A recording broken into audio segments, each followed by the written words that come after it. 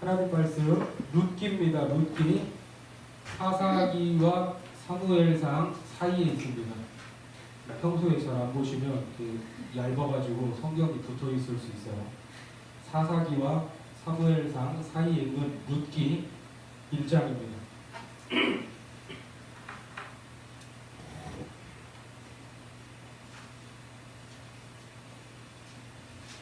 룻기 1장 1절부터 5절까지 말씀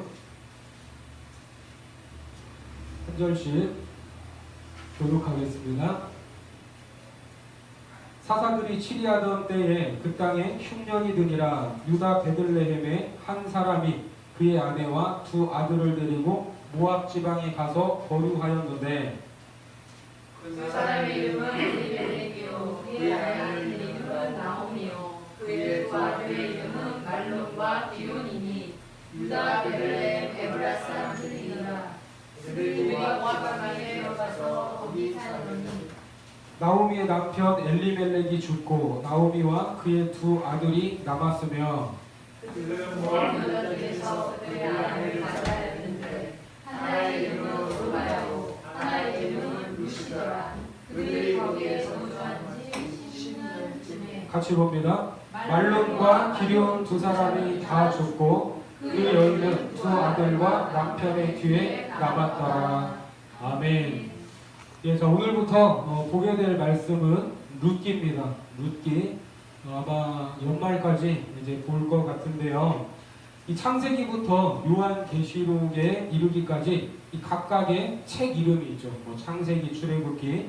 자, 이렇게 책 이름을 지을 때 그 책에서 처음 나오는 단어가 책의 이름이 되기도 하고 그 책을 누가 썼느냐에 따라서 이름이 정해지기도 했습니다. 자, 그런데 이 성경 66권의 책 중에 이 여성의 이름이 책 제목이 된 게 딱 두 권입니다. 두 권. 자, 오늘 보게 될 룻기. 이 룻기하고 또 다른 하나는 죽으면 죽으리라. 그 유명한 누구죠? 에스더. 예. 룻기와 이 에스더. 이 두 권이 이제 여성의 이름으로 지어진 책 제목인데 사실 이 룻과 에스더는 세상적인 관점으로 보면 비교 자체가 안 되는 여인입니다. 먼저 신분부터가 달라요. 에스더는 신분이 뭐였죠? 왕비였습니다. 왕비. 그리고 왕비로서 했던 일이 뭐냐면 자칫 멸절될 뻔했던 이스라엘 민족을 다시 살려내는 그런 위대한 일들을 감당을 했습니다. 이 한민족이 몰살 위기에서 건짐을 받았다는 사실은 역사적으로 중요해요, 안 중요해요? 그건 아주 중요한 일이죠. 그리고 반드시 기록으로 남겨야 될 내용입니다. 자, 그러면 그 또 한 명의 여자 이름으로 기록된 이 룻기는 어떨까? 이 룻기 안에는 대단한 이야기가 없습니다. 뭐 위기에 빠진 민족을 구한 이야기도 없고 왕족이나 귀족들처럼 이 흥미를 가질 만한 높은 사람이 등장하지도 않습니다. 그리고 이스라엘의 역사를 놓고 봐도 룻기의 배경은 사사시대예요. 사사시대. 그래서 이 성경 순서를 보면 사사기, 룻기, 사무엘서로 넘어가는데 연대기적으로 봐도 사사기 다음에 사무엘서가 바로 붙어도 이스라엘의 역사적인 공백이 없습니다. 그러니까 룻기가 사사기와 이제 이 사무엘서 사이에 끼어 있습니다. 그러니까 뭐 이리 보고 저리 봐도 이 룻기에 주목할 만한 이유, 어떠한 매력이 있다는 것을 찾기가 쉽지 않습니다. 더군다나 이 룻은 모압 여인이었습니다. 모압 여인. 성경에서 말하는 모압은 암몬과 더불어서 저주받은 족속으로 태생부터 어떻게 출생을 했어요? 지저분하게 출생을 했습니다. 우리가 앞서 봤던 이 창세기 말씀에서도 봤지만 아브라함의 조카였던 누가 나오죠? 롯이 나오죠. 롯. 이 롯이 나오는데 자, 헷갈리지 마세요. 자, 오늘 여인은 룻이고 아브라함의 조카는 롯입니다. 자, 이 롯이 멸망당할 도시 소돔과 고모라에서 천사의 도움으로 빠져나와가지고 소할 땅까지 이르렀는데 자, 가졌던 모든 재산과 아내까지 잃어버렸습니다. 그 재앙 때문에. 그래서 이 롯이 두려운 마음에 두 딸과 함께 어디로 들어갔냐면 도시에서 살면 또 재앙을 받을 것 같으니까 산속으로 들어갔어요. 딸들을 데리고. 자, 그 장면을 한번 확인을 해보겠습니다. 창세기 19장 30절부터 32절까지 말씀을 보니까 롯이 소알에 거주하기를 두려워하여 두 딸과 함께 소알에서 나와 산에 올라가 거주하되 그 두 딸과 함께 굴에 거주하였더니 같이요. 큰 딸이 작은 딸에게 이르되 우리 아버지는 늙으셨고 온 세상의 도리를 따라 우리의 배필될 사람이 이 땅에는 없으니 우리가 우리 아버지에게 술을 마시게 하고 동침하여 우리 아버지로 말미암아 후손을 이어가자 하고. 자, 산속에서 이 굴 속에서 무슨 일이 일어났어요? 기가 막힌 일이 벌어졌습니다. 롯의 큰 딸과 작은 딸이 아버지를 술 취하게 해서 임신하게 된 사건입니다. 경악할 일이죠. 자, 이렇게 탄생한 족속이 누구예요?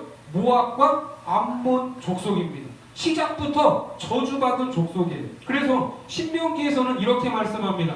신명기 23장 3절 말씀에 암몬 사람과 모압 사람은 여호와의 총회에 들어오지 못하리니 그들에게 속한 자는 10대뿐 아니라 영원히 여호와의 총회에 들어오지 못하리라. 자, 어떻습니까?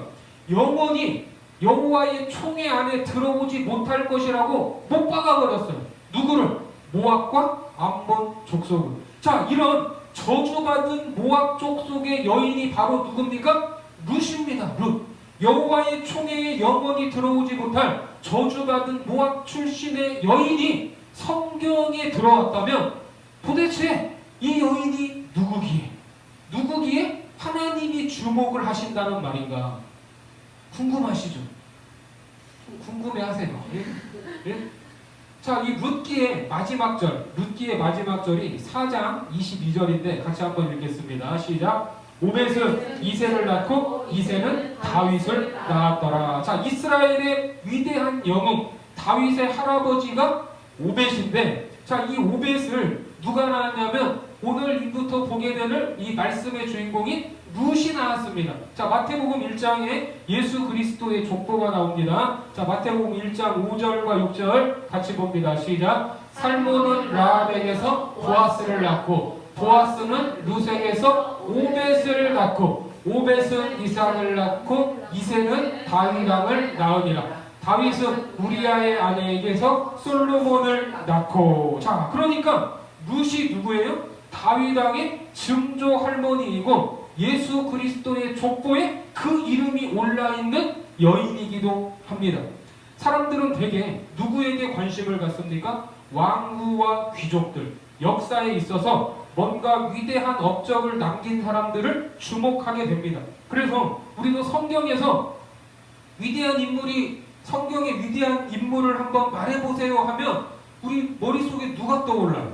뭐 믿음의 조상이라고 불리는 뭐 아브라함, 뭐 이삭, 야곱, 그리고 노예에서 총리까지 올라갔던 요셉, 뭐 애국 왕자 출신인 모세, 가나안 땅을 정복했던 여호수아, 이 영적인 암흑기를 끝냈던 이 사무엘 선지자, 지금도 존경받는 이스라엘의 위대한 왕 다윗, 그리고 지혜의 아이콘 솔로몬, 이런 좀 이렇게 세상적으로 봐도 이런 의리의리한 이런 사람들이 떠오르잖아요.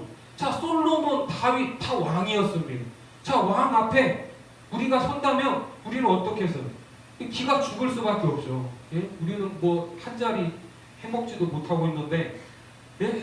그러니까 이런 인물들 사이에 사실 우리가 낄 자리가 있을 것 같아요? 없을 것 같아요?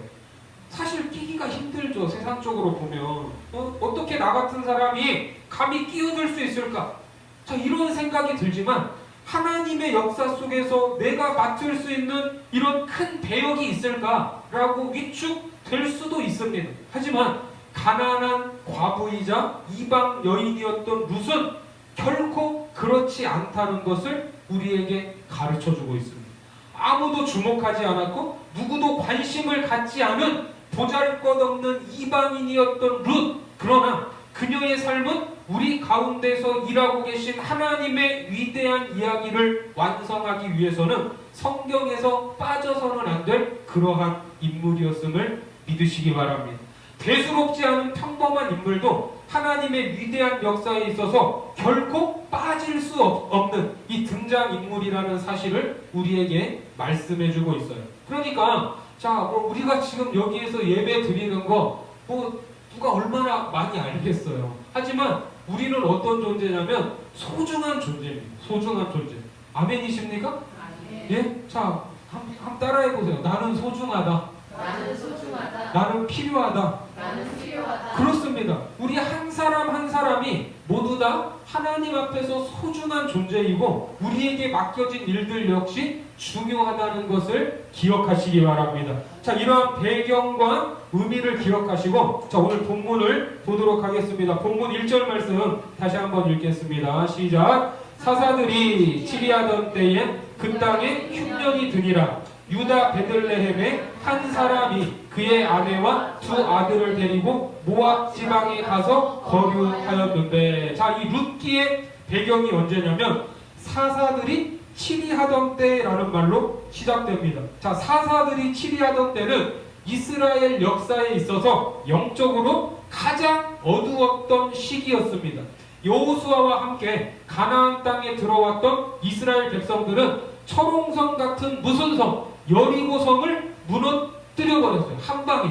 네? 한 방에 무너뜨렸는데 여리고성을 무너뜨릴 때만 해도 금방이라도 하나님이 주신 이 가나안 땅을 다 점령할 것만 같은 기세였습니다. 그런데 가나안 정복이 그렇게 쉬운 일이 아니었어요. 한 번은 크게 승리했지만 그 다음 전쟁에서는 개인의 죄악으로 인해서 이 공동체 전체가 어려움에 빠지기도 했습니다. 그런 소소한 죄악들이 가나안 정복을 이렇게 어렵게 만들었고 가로막았어요. 그래서 여호수아가 살아있는 동안에 하나님이 원하시는 것까지 정복을 완수하지 못했습니다. 다 정복하지 못했어요.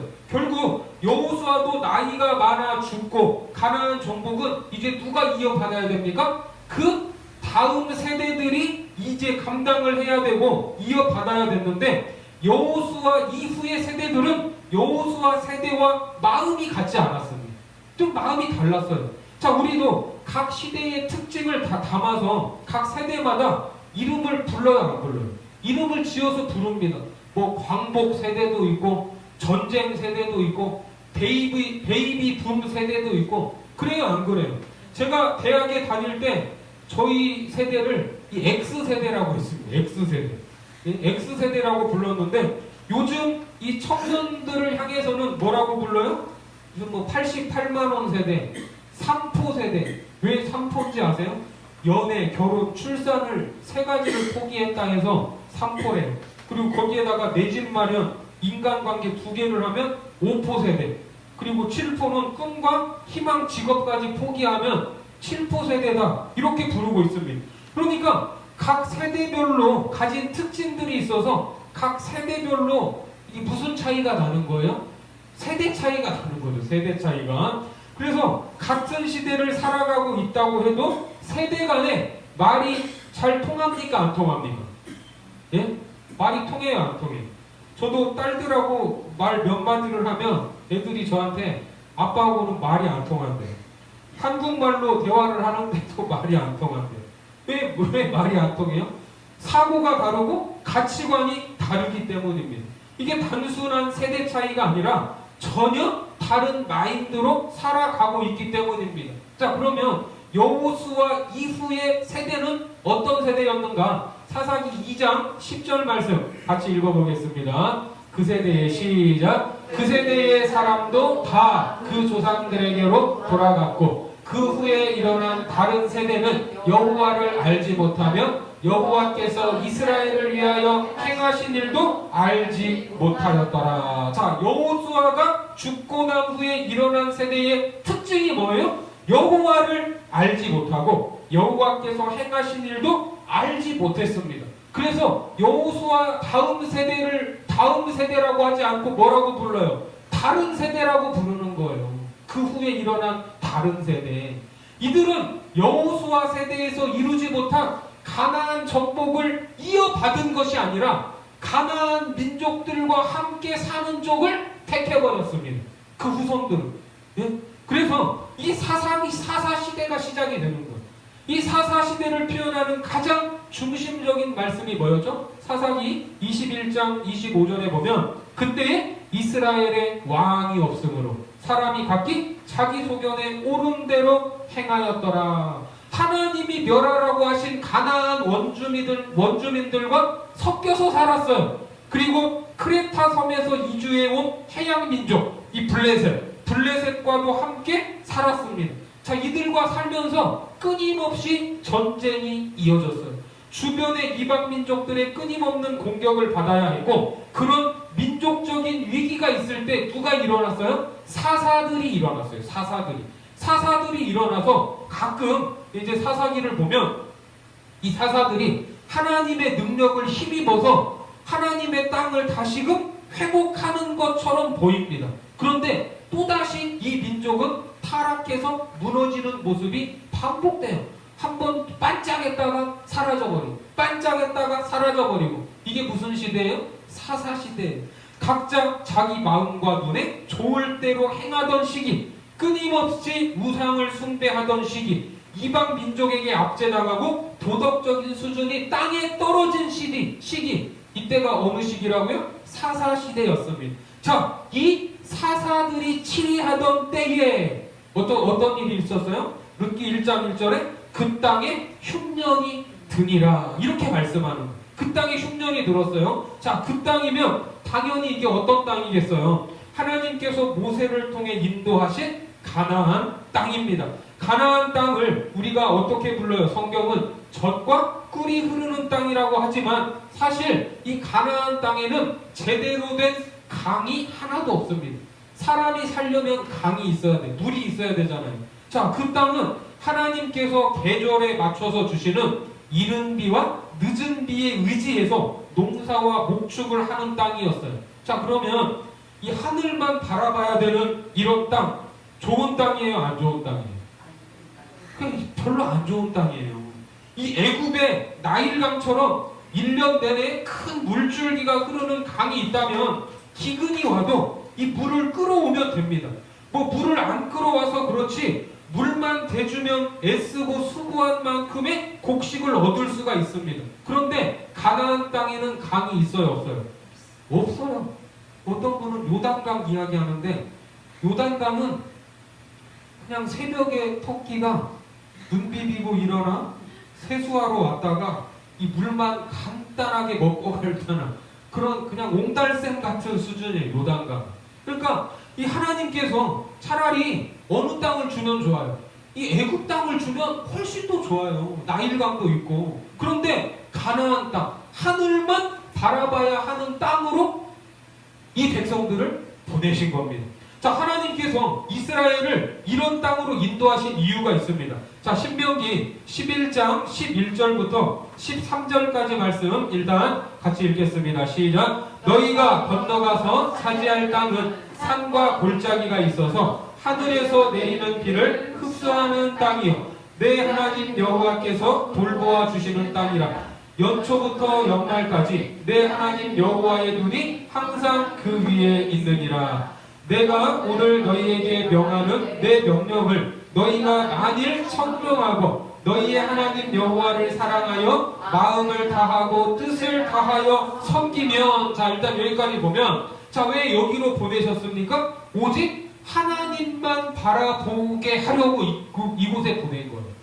순종과 불순종의 결과를 가르치기 위해서 이 땅으로 보냈습니다. 자, 하나님께 순종하면, 자, 14절과 15절 이어서 봅니다. 시작. 여호와께서 너희의 땅에 이른 비 늦은 비를 적당한 때에 내리시리니 너희가 곡식과 포도주와 기름을 얻을 것이요 또 가축을 위하여 들에 풀이 나게 하시리니 네가 먹고 배부를 것이라. 자, 이 땅에서 순종하면 때를 따라 내리는 비를 주시고 불순종하면 뭘 주세요?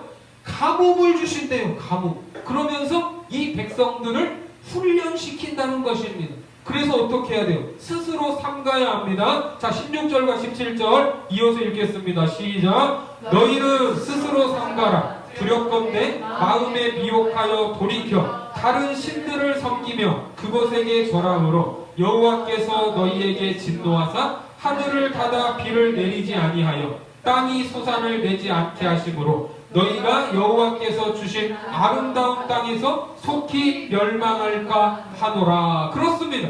그러니까 적절한 시기에 내리는 비는 하나님께 순종한 백성을 위한 복이고, 비가 내리지 않는 것은 하나님께 불순종한 백성을 위한 징계와 저주였다는 것입니다.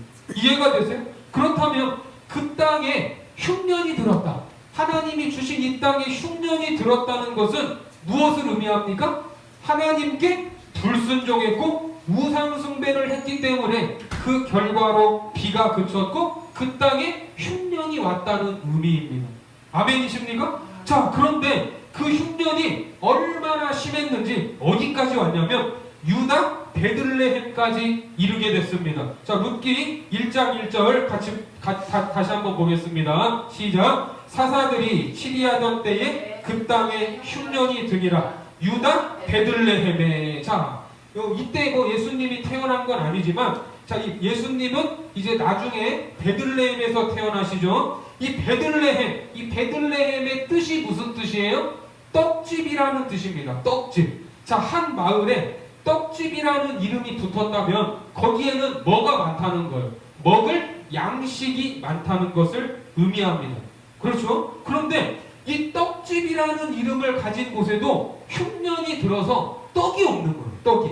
설령 다른 곳에는 떡이 없다고 해도 떡집에 떡이 없으면 돼요, 안 돼요? 안 되죠. 그러니까 이 매우 심각한 흉년이 들었다 하는 것을 우리가 이제 가늠할 수 있습니다. 그러니까 이 사사시대의 영적인 상황과 지금 이 땅에 찾아온 극심한 흉년은 전혀 무관한 것이 아닌 하나님을 왕으로 모시지 않은 이스라엘, 자기 소견에 옳은 대로 행하던 이스라엘에게는 어쩌면 이것이 당연한 결과였던 것입니다. 하지만 원인이야 어찌 되었든지 이처럼 극심한 흉년 앞에서 사람들이 얼마나 버틸 수 있을까? 이 목구멍이 포도청이라고 하지 않습니까? 그래서 한 사람이 이제 가장으로서 자기 처자식을 먹여 살리기 위해서 이제 베들레헴에서 도저히 살 수 없는 거예요. 그래서 어디로 가냐면 모압 지방으로 가서 거류했다고 합니다. 자, 1장 1절에 나오죠. 한 사람이 그의 아내와 두 아들을 데리고 모압 지방에 가서 거류하였는데, 자, 여기 이 거류하다라는 이 히브리 말, 이 구르라는 말인데, 이 말은 막 처음부터 가서 아예 눌러 살려는 마음은 없었고, 이 흉년, 잠깐 지나갈 이 흉년을 피해서 그곳에 잠시 머물려고 갔다는 그러한 의미입니다. 이게 거류하려고 했다라는 말의 뜻이에요. 자, 그런데 2절 말씀 같이 읽겠습니다. 본문 2절 시작. 그 사람의 이름은 엘리멜렉이요 그의 아내의 이름은 나오미요 그의 두 아들의 이름은 말론과 기럯이니 유다 베들레헴 에브랏 사람이더라. 그들이 모압 지방에 들어가서 거기 살더니. 자, 그들이 모압 지방으로 가서 살더니. 자, 여기에서는 이제 살더니라는 말이 나와요. 살더니. 자, 이 살더니라는 말, 이 원어 히브리어 하야라는 말인데, 이 말은 아예 거기에서 이제 눌러 살았다는 뜻이에요. 그러니까 처음에 갈 때는 그렇게 눌러 살려는 마음은 없었는데 가서 살다 보니까 그 땅에 정착해 버렸다는 말입니다. 자, 그런데 여기에서 우리가 한 가지 주목할 것은 이 가장, 이 한 집안의 가장의 이름을 지금 밝히고 있습니다. 자, 이 사람의 이름이 뭐였어요? 엘리멜렉입니다. 엘리멜렉. 자, 그런데 놀랍게도 엘리멜렉이라는 뜻은 이거예요. 따라해보세요. 하나님은 왕이다. 하나님은 왕이다. 그렇습니다. 엘리멜렉이라는 이름의 뜻이 하나님은 왕이라는 뜻입니다. 자, 아버지가 아들에게 하나님은 왕이다라는 이름을 지었다는 것은 신앙 고백입니다. 그래요, 안 그래요? 제가 전에 사역하던 교회에 보면 어떤 집사님은 세 아들의 이름을 에녹, 욥, 다니엘 이렇게 지었습니다. 이게 부모님의 믿음이 담긴 고백이잖아요. 그 아들이 그렇게 살기를 바라는 귀한 이름 아닙니까? 그러니까 엘리멜렉이라는 이름을 지어줬다는 것은 이 아들이 하나님은 왕이시다라는 이 삶의 고백을 하면서 살아가기를 소망하는 그 부모의 믿음이 담겨서 지어준 이름입니다.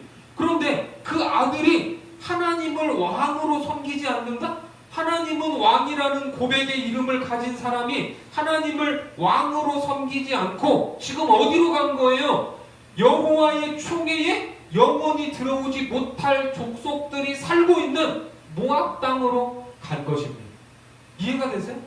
자, 엘리멜렉 일가가 간 땅으로 이 여겨지는 땅이 이 모압 중에서도 이제 북쪽, 이 북부 모압인데 이 지역은 유일하게 비가 많이 내리는 고원지대로 보기에도 좋았을 것이고 그 풍성함에도 아마 그 땅을 떠나기가 어려웠을 것입니다. 그래서 거기에 눌러 살려는 마음이 없이 거류하러 갔다가 아예 그곳에서 이제 살아버린 겁니다.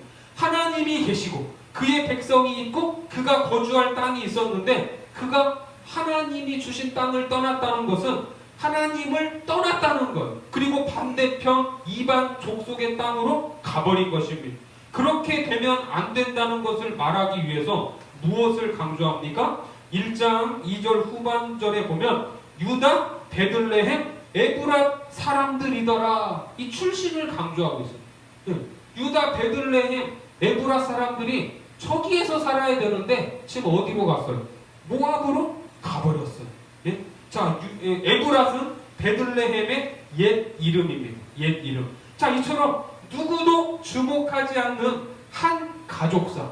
엘리멜렉이라는 그냥 평범한 이 집인데 이 가족사를 통해서 지금 사사 시대가 어떤 시대인가를 보여주고 있습니다. 하나님을 왕으로 섬겨야 할 하나님의 백성들, 유다, 베들레헴, 에브랏 사람들이 하나님을 떠나버린 영적인 상태를 알려주는 것입니다. 그렇게 유다, 베들레헴을 떠나서 모압에 눌러 살자 말자 어떻게 됩니까? 자, 3절 말씀 같이 보겠습니다. 시작. 나오미의 남편 엘리멜렉이 죽고 나오미와 그의 두 아들이 남았으며. 자, 이렇게 모압에서 살기로 결단한 엘리멜렉은 그런 결정 때문인지 아닌지는 정확하지 않지만 2절에서 거기 살더니라는 말로 마치자마자 3절에서 어떻게 됐어요? 죽었습니다. 이제 살만하니까 죽었어요. 살만하니까. 안타깝습니다. 그런데 이 원문에서는 이 3절이 이 접속사와 함께 시작을 합니다. 그러니까 좀 더 정확히 말을 하면 거기에 거주하더니 그때에 나오미의 남편 엘리멜렉이 죽은 것입니다. 그런데 또 아이러니한 것은 엘리멜렉의 아내 이 나오미라는 이름이 무슨 뜻이냐면 따라해보세요. 즐거움, 희락. 이 나오미라는 이름이 뜻이 즐거움, 희락이라는 뜻입니다. 그런데 지금 이곳에서 살아가는 삶, 남편이 죽었어요. 즐겁겠어요? 안 즐겁겠어요? 안 즐겁죠. 객지, 이방 땅에서 남편이 죽었습니다. 그리고 남은 두 자식을 홀로 키워야 하는 이제 이런 처지에 놓이게 된 겁니다. 그래도 엄마는 어떤 존재죠? 강한 존재죠. 강한 존재. 자, 본문 4절 말씀 읽겠습니다. 시작. 그들은 모압 여자 중에서 그들의 아내를 맞이하였는데 하나의 이름은 오르바요 하나의 이름은 루시더라. 그들이 거기에 거주한 지 10년쯤에. 예. 자, 이제 이 땅에서 남편을 잃었지만 나오미는 그래도 그 땅 모압을 떠나지 않고 그 땅에서 누구를 키웠어요? 두 아들들을 키워냈습니다. 남편 없이 10여 년을 살면서 두 아들을 뭐까지 한 거예요? 결혼까지 시킨 거예요. 대단합니다. 자, 두 아들을 이 정도까지 키웠다면 이제 엄마로서의 역할을 다 한 거야, 안 한 거야? 이제 다 한 거죠. 이제 한숨을 돌려도 될 겁니다. 이제 손주들이 태어나면 손주들 재롱을 보면서 남은 생애를 그의 이름처럼 즐겁게 희락을 누리면서 살아갈 수 있을 것만 같았어요. 하지만 하나님이 인정하지 않는 이방 여인, 여호와의 총회에 영원히 들어오지 못한다고 선포된 자와 결혼한다는 것은 어떤 의미에서 이제 그 땅에서 다시 고향 땅으로 가겠다는 거야, 안 가겠다는 거야? 안 가겠다는 뜻이기도 합니다. 그것은 믿음의 사람으로서 하나님이 인정하실 수 없는 결혼인 거예요. 결국 말론과 기력 이 두 아들이 있었는데 이 두 아들도 어떻게 됩니까? 죽고 말았습니다. 자, 본문 5절 같이 봅니다. 시작. 말론과 기럨 두 사람이 다 죽고 그 여인은 두 아들과 남편의 뒤에 남았더라. 참 이게 정말 슬프죠. 예? 지난 10여 년의 수고와 애씀과 눈물과 고통의 삶이 한순간에 무너져 버렸어요. 차라리 내가 죽었으면 하는 마음이지 않겠습니까? 말론과 기럨 두 아들이 죽었습니다. 이 두 아들의 이름에도 영적인 의미가 담겨 있는데, 자, 먼저 이 말론은 애가 많이 말랐었나 봐요. 예? 그 이름의 뜻이 어떤 뜻이냐면 병약하다는 뜻이에요. 병약하다. 이게 말론입니다. 그리고 기럨도 낭비라는 의미로 쇠약하다는 의미를 가지고 있습니다. 그러니까 하나님을 왕으로 섬기고 삶에서 기쁨과 즐거움을 누려야 될 사람들이 하나님을 떠나서 세상으로 가서 병약해지고 쇠약해진 거예요. 이것이 하나님을 떠난 자들의 영적인 상태요, 당시 이스라엘의 모습이었습니다. 그렇게 이제 과부 나오미와 과부 며느리 둘만 덜렁 남게 됐습니다. 하지만 성경은 그 여인은 남았더라 하면서 나오미에게 초점을 맞추고 있습니다. 기쁨, 즐거움이라는 뜻의 나오미, 아무런 낙이 없었고 더 이상 소망을 가질 수도 없었던 그 여인, 아무것도 할 수 없는 그 여인에게 모압은 더 이상 거주할 만한 땅이 아니라 이제 어떤 땅이 되는 거예요? 절망의 땅으로 변해버렸던 것입니다. 그런데 그 땅 모압으로 한 가지 소식이 이제 들려왔어요. 자, 1장 6절 말씀 같이 읽겠습니다. 시작. 그 여인이 모압 지방에서 여호와께서 자기 백성을 돌보시사 그들에게 양식을 주셨다 함을 듣고 이에 두 며느리와 함께 일어나 모압 지방에서 돌아오려 하여. 자, 이제 이 여인의 삶이 이제 비극으로 끝날 것만 같았는데 6절에서 어떤 소식이 들려오냐면 하나님께서 자기 백성에게 뭘 주셨대요? 양식을 주셨다는 소식이 들려왔습니다. 그 소식을 듣고 이제 그 땅 모압에서 박차고 일어났던 거예요. 하나님은 떡이 없는 떡집에서 사람이 살아갈 수 없음을 아십니까? 모르십니까? 알고 계시죠.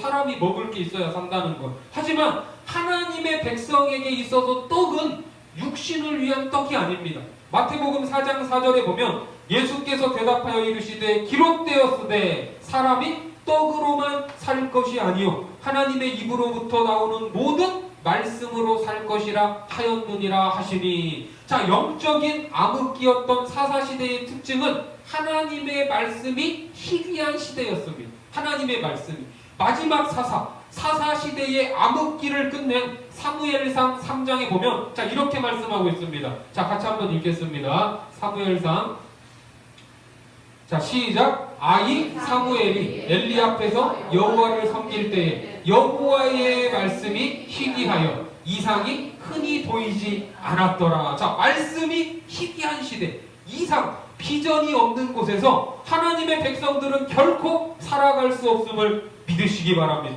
자, 민수기 4장 7절에도 보면 자, 이렇게 말씀합니다. 같이 읽겠습니다. 시작. 진설병의 상에 청색 보자기를 펴고 대접들과 숟가락들과 주발들과 붓는 잔들을 그 위에 두고 또 항상 진설하는 떡을 그 위에 두고. 자, 이게 어느 곳이냐면 하나님의 임재의 상징인 성막 안의 모습인데 진설병이라는 떡이 있어요. 이게 진설병이 물병이 아니에요. 이 병이 떡이에요. 떡. 이 떡이 있는데 히브리적인 의미를 보면 진설병은 얼굴의 빵이라는 말로 하나님의 면전에서 하나님 앞에서라는 의미를 가지고 있습니다.